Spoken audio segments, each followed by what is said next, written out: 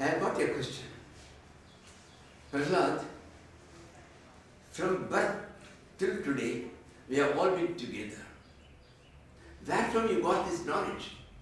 Well, we never got it. So, can you tell the background as to how you got this? There's nobody else came here, nobody else taught us, except your gurus. Gurus never taught about this. So, where from you got this knowledge? Then, Prahalad tells his story. Look here, my mother was pregnant with me. I was in the womb of my mother. I was about 10 months, the beginning of 10th month, perhaps. In about few days' time, I'll be coming out. Just then, Indra invaded the kingdom of the demons. And they took away everybody. That's the time when Hiranyakashipu had gone for his penance.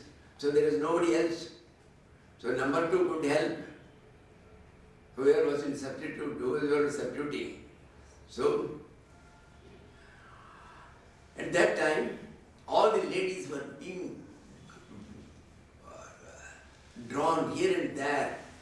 They just took hold of their hair and they were taking them by force. My mother was also being taken by Indra himself. Then Narada intervened. Hey, don't touch her. One of the greatest devotees of the Lord is in her womb. She is a pregnant lady. So it's not dharma. So don't do this. Whatever you do, do with others. And she took the lady away to his place and kept her for the rest of the period. And every day she used to tell the ultimate knowledge about Lord Narayana as to how to do concentration, how to do surrender to the Lord, and all these things. She was not interested being almost in the 10th month. She will sleep in between. But the child was awake. It was fully interested. So Prahalada, while in the womb, he got it imbibed in him. He knew this knowledge. He said, it is from him I got the knowledge. See, as a child what is given to you, it will be absolutely well imprinted in your mind. There is a queen called Madalasa. This comes in the Markandeya Purana. It's a beautiful story. And she has already reached a fairly good stage of spirituality. But she was there still as the queen. The first child, when it was born, she put him in the cradle or in the hammock, and she was just moving that here and there. And at that time, to make the child sleep, they sing some lullabies. And she used to sing. What she used to sing, not the usual lullabies, which women sing. Shuddhosi buddhosi niranjanosi samsara maya parivarjitosi samsara maya antajamoha nidram Madalasa Achamuvacha Putram. It's a child, barely 20 days old perhaps, and she is giving the entire philosophy. Oh child, you are Atman, you are not the body. So being the Atman, you are always pure. Shuddhosi Buddhosi, you are always enlightened. Atman knows itself. Niranjanosi, there is no stain on you at all. Nothing can come over you. You are as pure as you are born. So, absolutely all this maya of the world, they cannot touch you. Samsara maya aparivarjitosi. So what you should do? Samsara maya tejamoga nidram. Hey, why are you sleeping? This sleeping is only through a delusion. You never sleep. Come on, get up. So this is what Madalasa told the child. And when the child was weeping, she used to tell, Shuddho sireta dhanate svinama kritam hite kalpanaya adhunaiva. Oh child, you have no name. All Benami. All of us are so. Such a big God who can create a body with so many things like intestine, kidney, and the best of them is the RNH and DNH, where the genetic codes are there which control you completely, how long you will be, how fat you will be, how thin you will be, what sort of disease you will get at what time. All these things are there contained in that thing. It is just like you cannot see it normally. It is just like a tape. So in that tape, the genetic codes are there.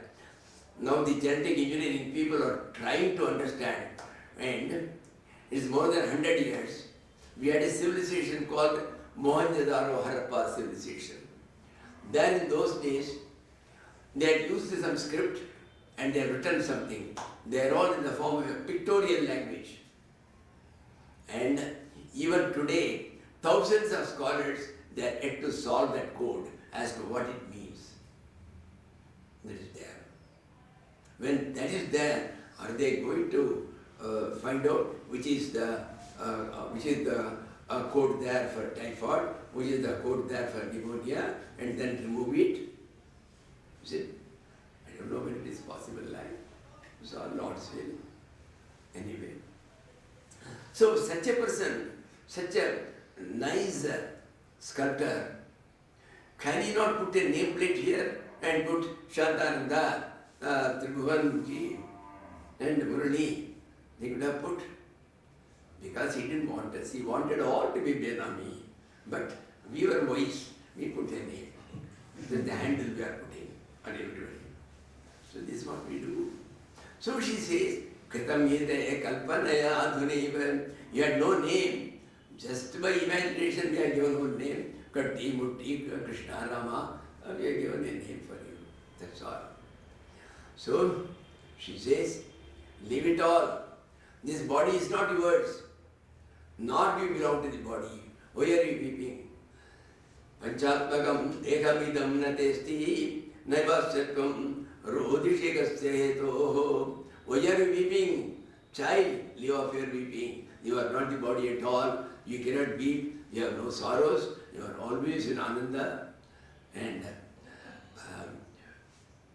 absolute bliss is your quality.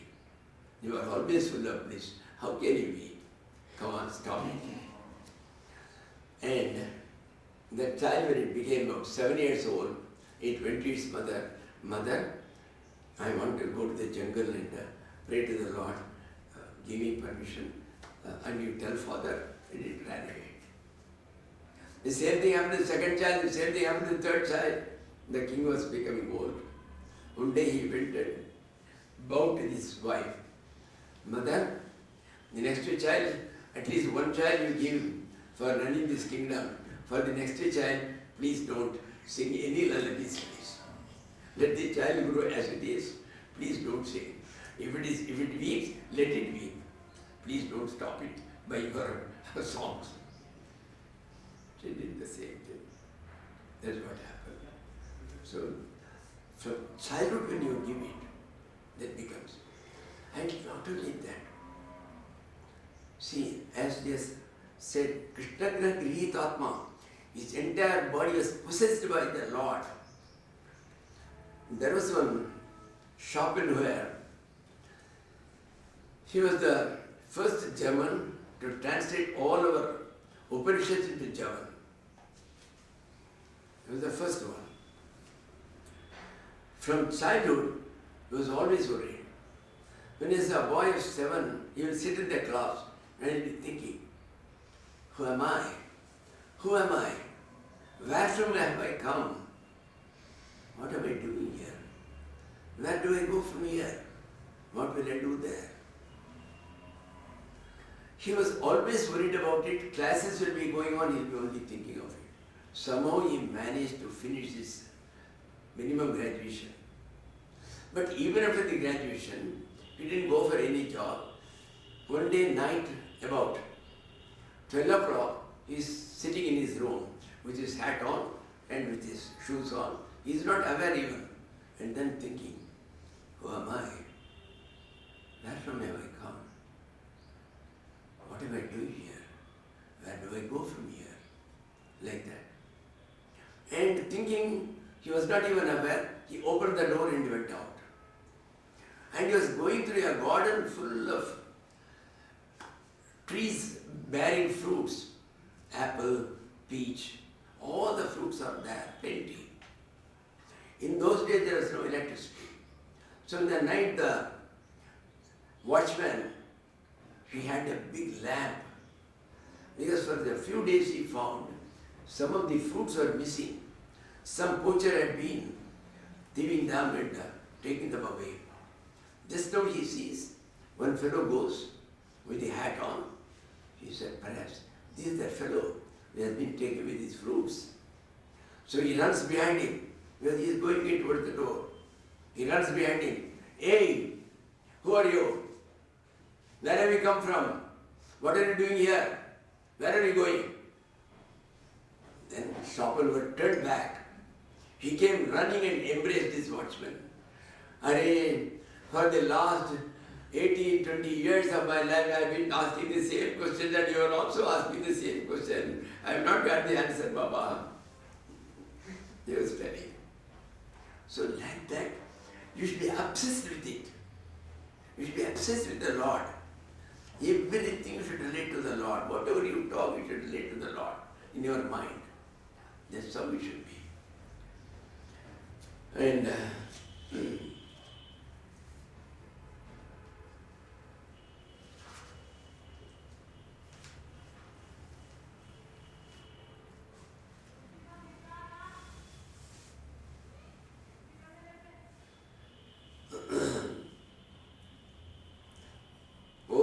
he's giving that instruction. He tells them, then how will we reach that stage? This is in 7th Adhyaya, I think something like number 30 sloka. Guru Shishya Bhaktya Sarva Labdharpanena Cha Sangyena Sadhu Bhaktana Ishwararadhanena Cha. Number 1, you should have a guru. You should have a live guru. There is no use of taking somebody who died 80 years back. It's only imagination that he comes and he teaches. He cannot teach you other than what you know. This is what great Mahatmas have told. Akhandanji Maharaj of Vrindavan has specifically written it. And Adi Shankara has written in the Vivek Chudamani how to get a guru and what are his qualifications. Then if you can take a dead guru, here you bother with his qualifications. So, yeah, live guru is essential, he says. And you have to do service to him. What is the service you can do to a guru? Not go and give him a message. No, nobody wants that. Yeah, the service to the guru is to do as he says, to follow his instructions and implement them in your practice. And that is the Guru Shishya. Guru Shishya, how you should do it? Bhaktya. You should have full devotion. With devotion you do it. Not because it is told in Bhagavatam, I will do some Guru Shishya, I will do some japa. No. You should do it with a real interest. Sarva labdharpanena cha. Whatever you get, you give it away to the Lord. You say, Lord, whatever I do, whatever I have, I surrender it to you. Kayena vacha, manasindriya buddhyatmana bhakti bhava, karomi idyat sakalam parasmai, narayana yet samarpayami. Whatever I do, whatever I talk,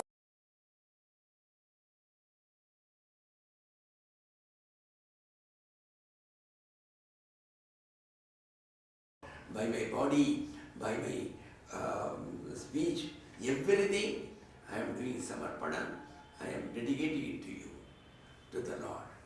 So with that idea, when you finish your Bhagavata lecture, immediately you say, Dhyatma Vitesva Narayana Samarpayami. I give it to Narayana. I have nothing to do. I never lectured. I have nothing to do with that at all. It was he who talked. So I give it to him. It belongs to him. That should be the attitude. Office work, you have done some great project. Don't go and tell, I have finished the project, sir. You never finished it. But for His grace, you could never have finished it. So, you always, before going to our boss, you tell, Lord, I may be doing certain things because of some formalities, but Lord, honestly, all the things belong to you. I did nothing.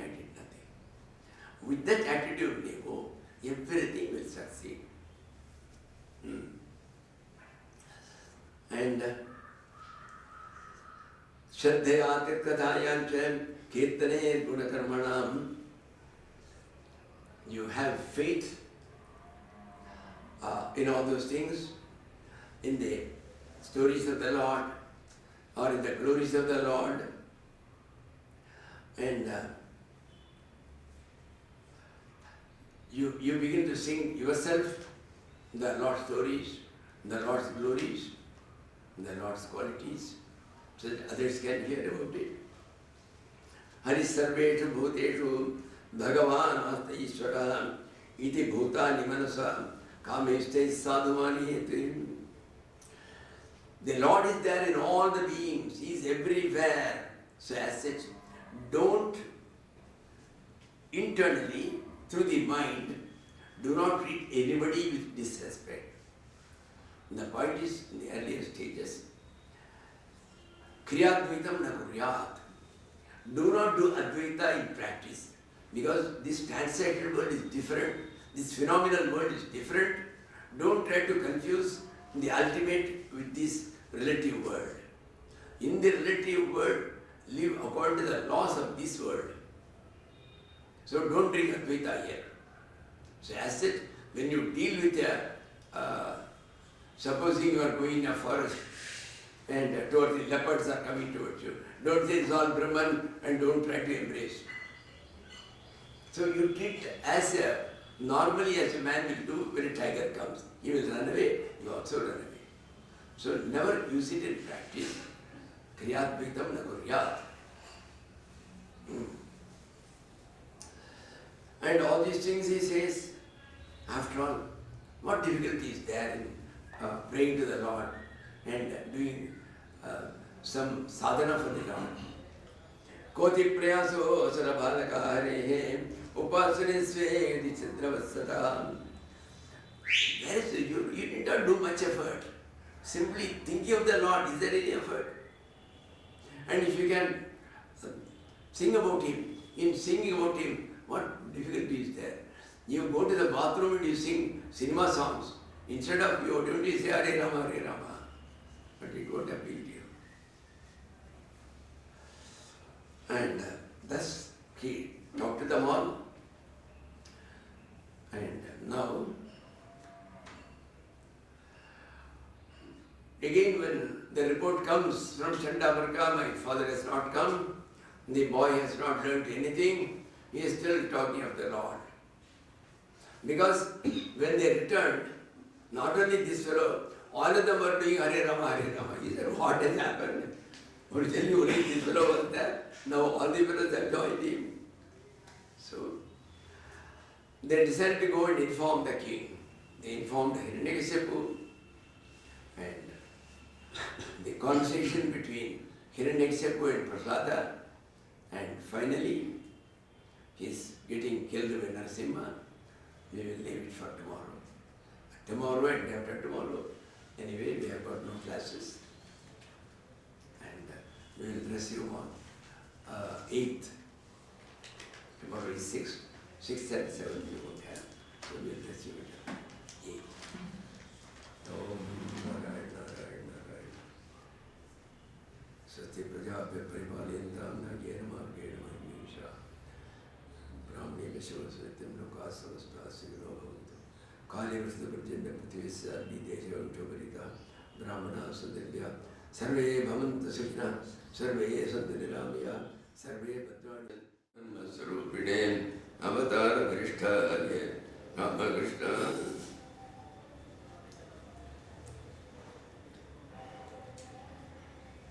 Now after some time, Hiranyakashipu called his son Prahalad, when Prahalad was still adamant in taking the name of the Supreme Lord, the Lord Narayana, whom Hiranyakashipu considered as his sworn enemy. So Hiranyakashipu asked him, "Hey, please tell me,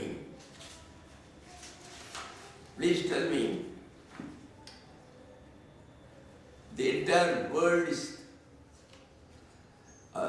quaking when they hear my names. They are all so terrified about me. How is it? You are a chit of a boy and you are not afraid of me. What actually is the secret behind it? Who is the strength behind you? Who is that fellow because of whom you are so fearless?" Then he says,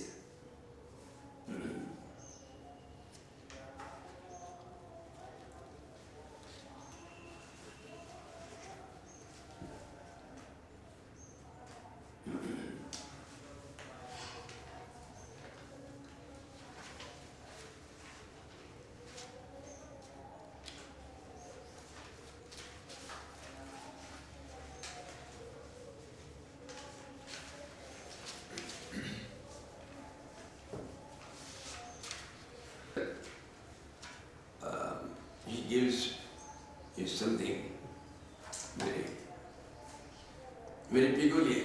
He says, "O king, O father, you know, Sanaguravanan Brahmanda Nikaya Jake Bal Virincha Harisam Palatasa Harata Hayak Dasasisam." The same question was asked by Ravana when, after devastating the entire Ashokan,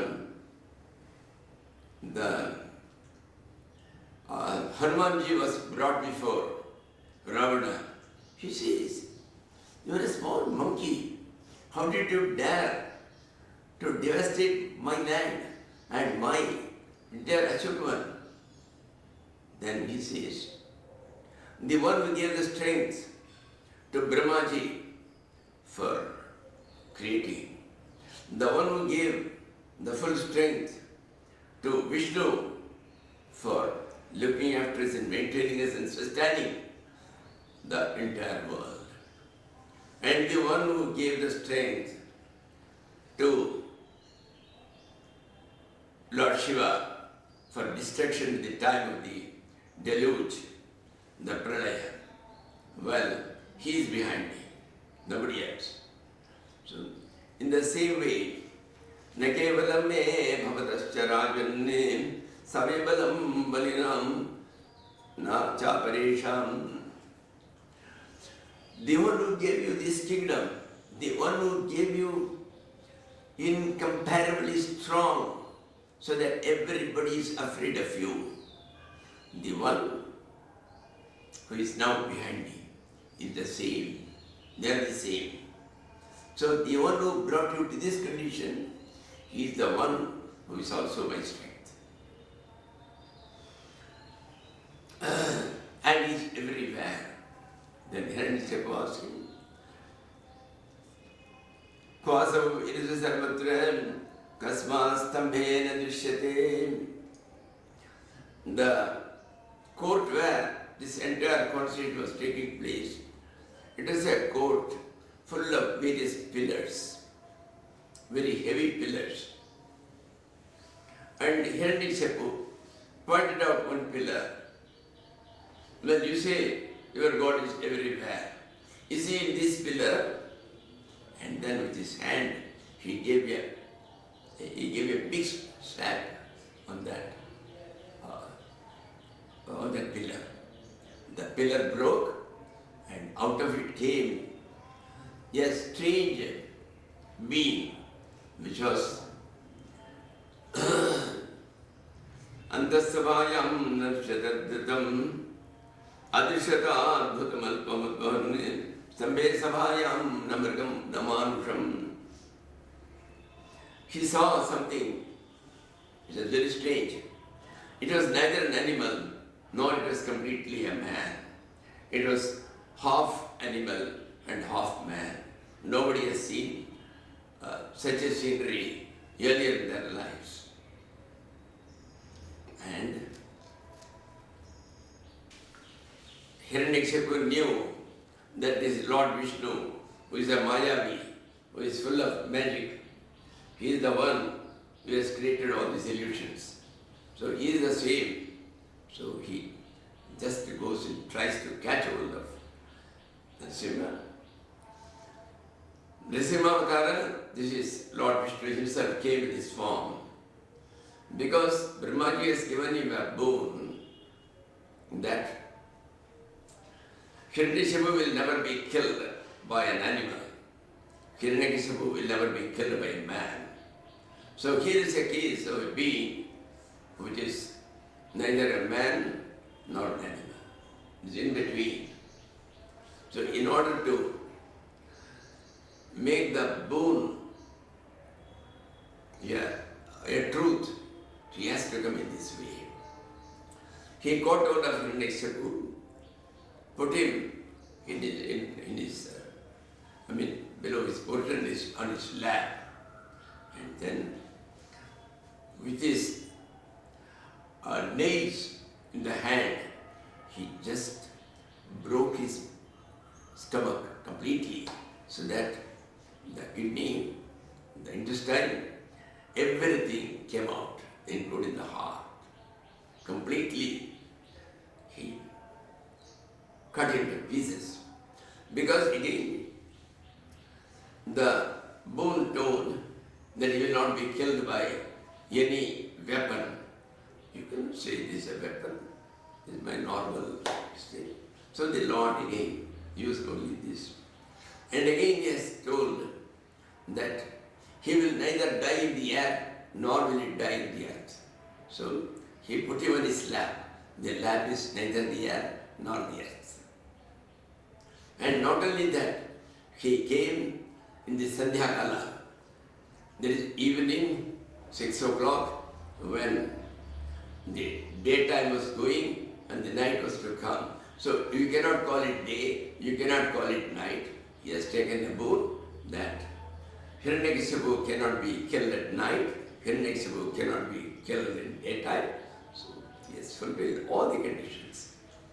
The other condition was Hiranyakashipu will not die inside the house.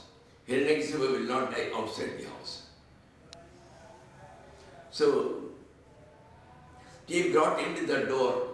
You cannot call this portion, this exit door, neither it is inside nor outside. So he sat there and put him on the lap, and then he finished it. So thus all the conditions which Hiranyakashipu had put were all fulfilled up to the last. Thus when such a big asura, a demon, has been killed by the Lord, who was a menace to the entire world, then all the people were happy. The Manus, the Nagas, the Vidyadharas, all the Devatas, including Indra, everybody was happy. All of them were praising the Lord for ridding them of such a menace to the world. Then, after doing that, the face of Narasimha was what he was sitting there. That anger with which he killed Hiranyakashipu, who was the cause of torturing his bhakta, Prahalad. That's why he was angry, not because of anything else. Prahalad was a small boy. He tried to kill him by so many means, by giving him poison, by running elephants out his body. So he was very angry with him. Now, none of the gods dared to go anywhere near him. They slowly called Lakshmi. Lakshmi is after all your husband. You just put him. She saw from a distance. This is not my husband. He's a very angry creature. No, I won't go. Then they requested Prahalad. Prahalad, you alone can dare to go to him. He cannot do anything to you. So please, you go and try to pacify the anger of the Lord. So he goes, and then he begins to praise the Lord.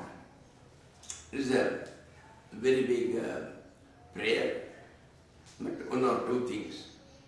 He says,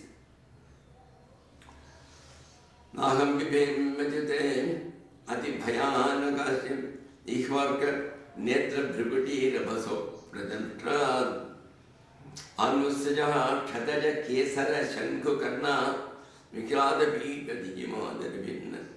He says, Lord, I am only afraid of one thing in this world. I am not afraid of you, even though you look so terrific.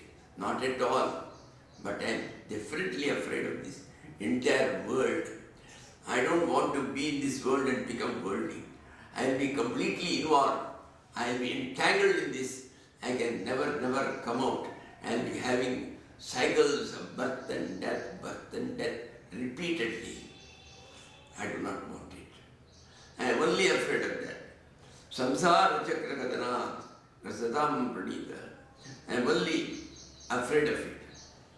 And then he says, Lord, I want nothing from you. I have already seen that a lot of wealth, a lot of power, and everything was there with my father. What was there which he didn't possess? All the world can desire he had. But what happened to them all? In 1 minute, he is gone. And where is his power now? And where is his terrifying look now? He's just lying 6 feet long, that's all. Helpless. So, I don't want all these evanescent things which can remain today and disappear tomorrow.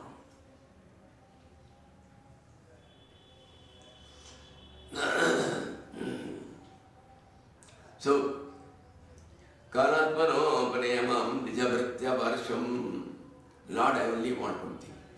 You take me with you, let me be with you. That's all I want. Then the Lord says, I will take you with me. Are you satisfied? Then he says, there is no use of taking me alone. See, all these Mahashis, they were all selfish. Trayena devamuneham svabhimuktikamaham maunam charanti vijayena parathanishthaham. All these munis are svabhimuktikamaha. They all want their own moksha. That's all. They are not concerned with anybody. Yes. But I had grown with all these boys, all these asuras, these asura boys. They had grown with me. They had studied with me. I can't go alone. So please, if you want to give me moksha, give them all moksha. Allow them to come with me. Let me go along with them. Naitam vihaya kripanam imamukshiyakaha. I don't want to have a moksha alone, leaving all these poor chaps. Afterwards, who will give them moksha? God only knows. They are all demon boys. They will grow into demons and all have got demonical qualities. When will they get sattva-guna and when will they do sadhana and when will they reach you? This is the only occasion. Please allow them to come with me.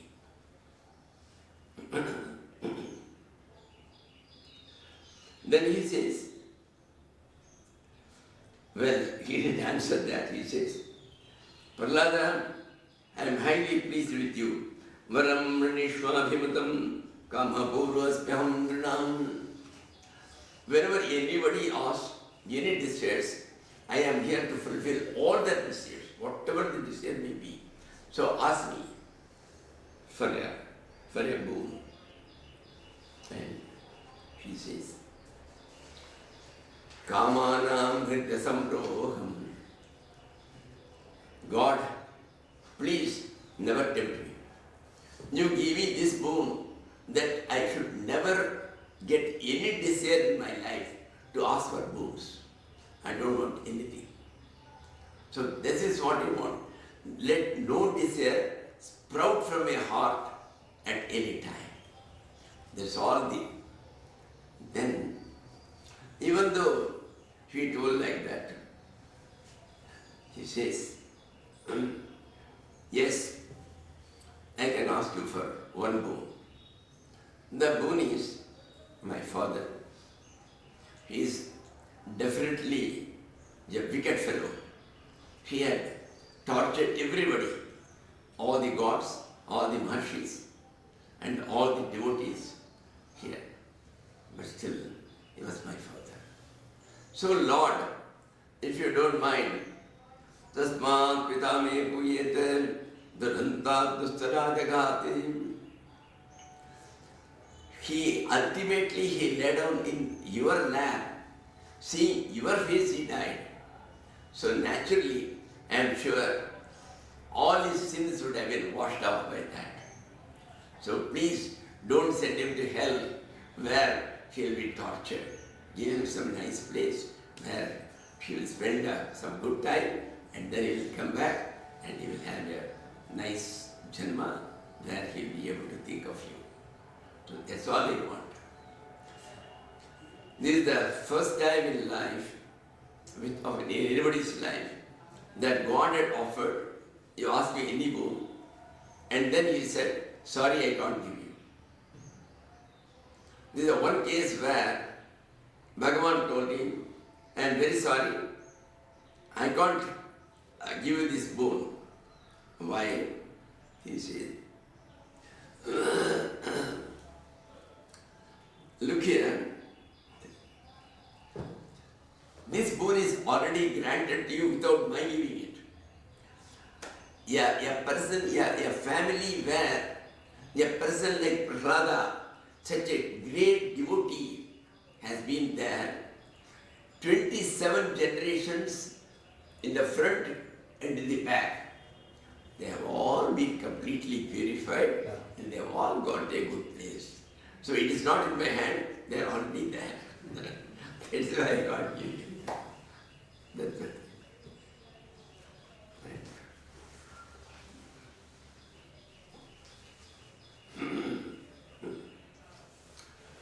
Now, the story of Hiranyakashipu is thus over. Now,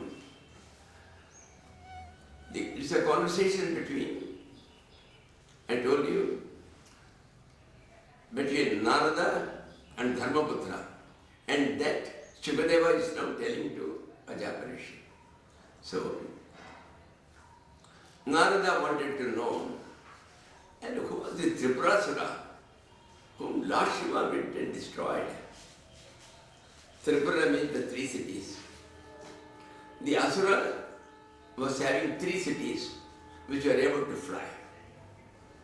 They were just to go and sit on a big city and the city will be over, finished.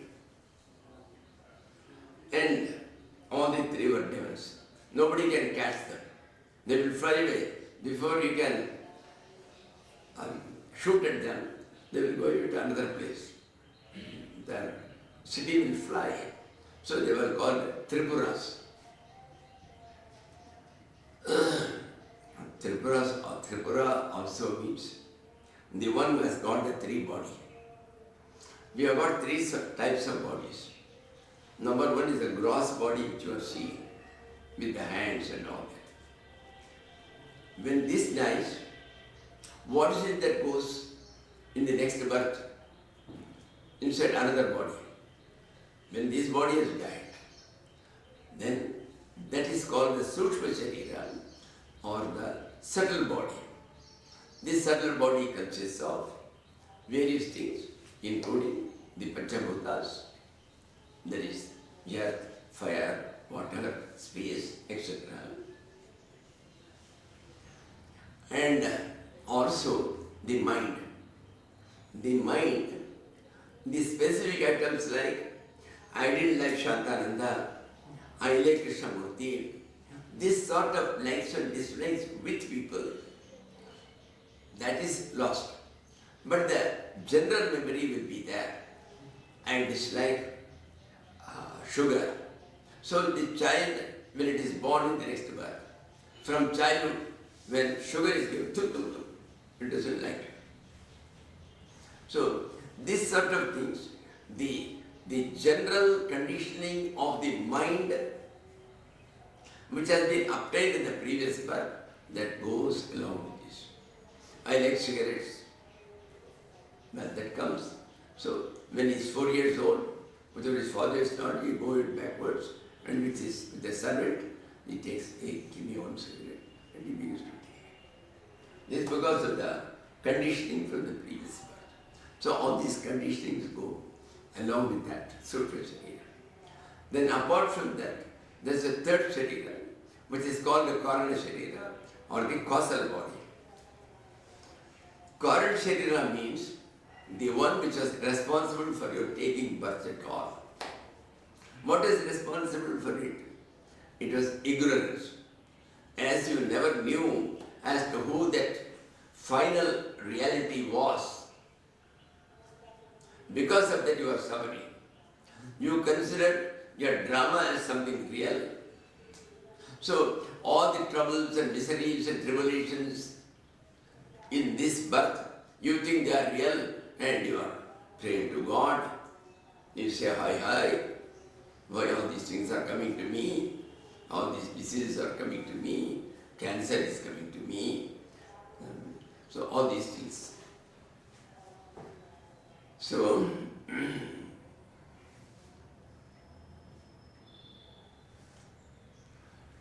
now these three are also called Tripura. Then who can destroy all these three? Only then the soul is released. The soul will become one with the Lord. See, so long as the bulb is there, the electricity will be there. When the bulb gets fused, what happens to electricity? Then only this electricity merges with the total electricity. The same thing happens for us also. So, this is the Tripura. And whenever the Lord went inside the city and he was trying to fight with him, so many people died. Tripuras, so many, that force, the entire army, they all died. But they had the benefit of, there is a big well. The well was full of amrit, that is nectar. They will drop all the people there, they will get rejuvenated, again they will get alive, and they will be released, go and fight again. So nobody is killed. To avoid it, Lord Vishnu, along with Brahma, they go as a cow and a calf. And they go to the well and they put their head down and they drink away all the amrit which was there, so that it becomes dry and there was no more. And then they ran away. Nobody, people were all seeing, but somehow they were all under a delusion. They couldn't move their hand or foot, so they didn't ran away. Now Lord Shiva goes and he opens his third eye and thus kills the Tripurasura. It's a sad story, a small story, how the Lord alone can kill your three shariras. Otherwise, we will always have, so even if this body goes, again you have to take birth, because the other subtle body is there. Thus, the seventh skanda is over. In the last, of course, he tells the various dharmas, the various laws governing sannyas, governing the grihasthas. So, for grihasthas, what should they do? Vasudevarpanam sakshatri upasita mahamunim. So a man who is there as a householder, what he should do? Rajan kriya kurvanne dhochitaha. Whatever is required to remain in the house, going to the office, going to the market. So whatever is required for running the house, he has to do. He can do all these things, but with all these things he should say, Vasudevarpanam, all these things I don't do. It is all being done by the Lord. Everything I am dedicating to the Lord. So don't say, oh, I went to the market today, I am tired. You neither went nor are you tired.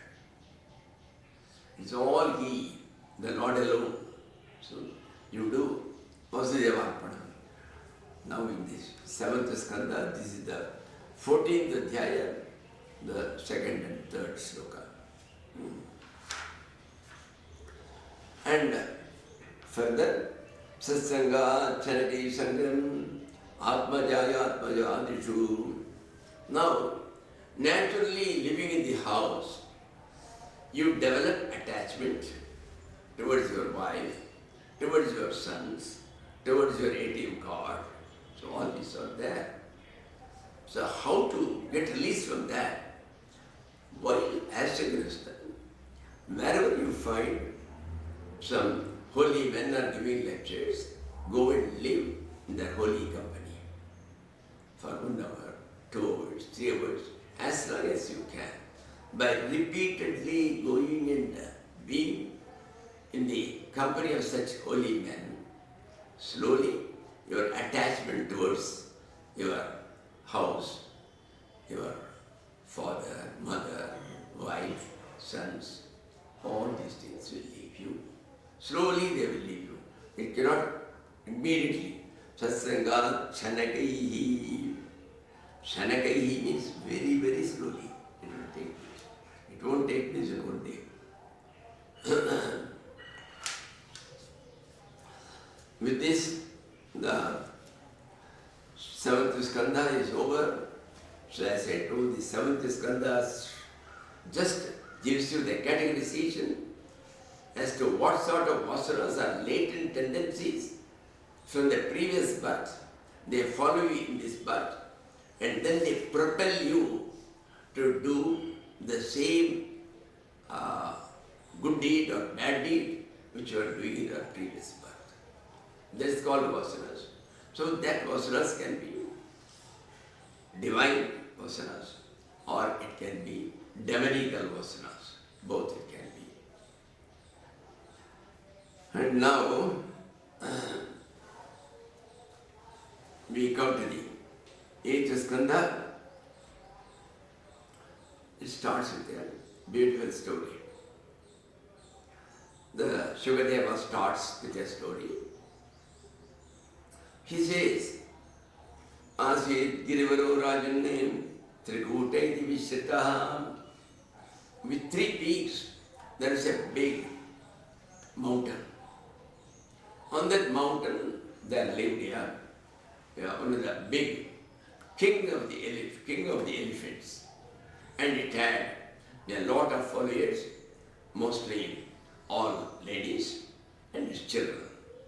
He had several wives and children, and he was the leader of the entire tribe. And he used to go, there were a lot of Prahalad, that is the water tanks here and there. They will have their bath, and then with that trunk, they will take the water, the one will throw it on the other will throw it on this. Thus each other will spray, they will spray each other with the water, and thus they were playing not for 1 day, not for 2 days, for thousands of years. They were not aware of the time passing. The time passed. And as the time passes, now when you come to an older age, then all the physical problems become more prominent. And one day what happened was, a crocodile caught hold of the feet of that chief elephant, that elephant chief. We call him Gajendra. Indra means the chief elephant. She tried to shake his feet off. It was not possible. It is a crocodile grip, they call it. It is not a grip which can be easily dispensed with. And sometimes, with all its might, the elephant will draw the crocodile to the shore. And the crocodile, with all its might, will then draw the elephant back into the waters. Thus, they were fighting. And all his children, wives, and all those elephants, they formed a chain. The one will take hold of the other's trunk, the other one will take hold of the other's trunk, and thus they made a big chain, and then they tried to pull him back. They were unable to pull him back. It was there. So thus, thousands of years went away.